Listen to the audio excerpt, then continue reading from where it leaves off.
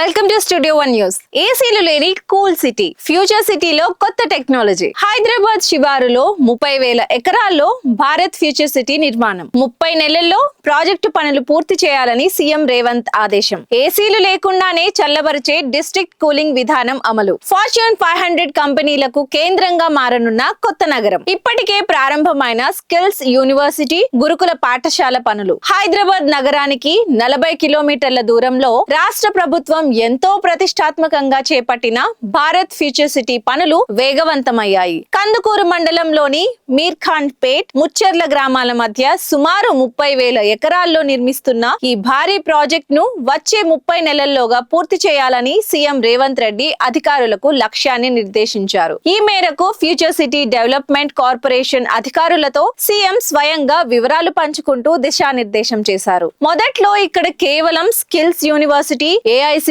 Sports సిటీలను మాత్రమే ఏర్పాటు చేయాలని భావించినప్పటికీ ఇప్పుడు దీని పరిధిని మరింత విస్తరించారు. ప్రపంచంలోని ఫార్చ్యూన్ 500 కంపెనీల్లో దాదాపు 70% సంస్థలు తమ కార్యాలయాలను ఇక్కడ ఏర్పాటు చేసేలా ఈ నగరాన్ని తీర్చిదిద్దుతున్నారు. మొత్తం 11 టౌన్షిప్లుగా విభజించి పర్యావరణానికి హాని కలగని రీతిలో నిర్మాణాలు చేపట్టనున్నారు. ఇందులో 300 ఎకరాల్లో ఏఐసిటీ, 200 ఎకరాల్లో హెల్త్ సిటీ, 3,000 ఎకరాల్లో లైఫ్ సైన్సెస్ హబ్, 500 ఎకరాల్లో ఎడ్యుకేషన్ హబ్ ను ఏర్పాటు చేస్తున్నారు. ఏసీలు లేని కూలింగ్ సిస్టమ్. ఈ ఫ్యూచర్ సిటీలో మరో ప్రత్యేకత డిస్ట్రిక్ట్ కూలింగ్ సిస్టమ్. సాధారణంగా వాడే ఏసీలకు బదులుగా పైపుల ద్వారా చల్లని నీటిని పంపి భవనాలను చల్లబరిచే అధునాతన విధానాన్ని ఇక్కడ అమలు చేయనున్నారు. ఇందుకోసం శుద్ధి చేసిన నీటిని 5 డిగ్రీలకు శీతలీకరించి సరఫరా చేస్తారు. గుజరాత్ లోని గిఫ్ట్ సిటీ తరహాలో ఈ టెక్నాలజీని తెలంగాణలో తొలిసారిగా ప్రభుత్వం ప్రవేశపెట్టబోతోంది. దీని వల్ల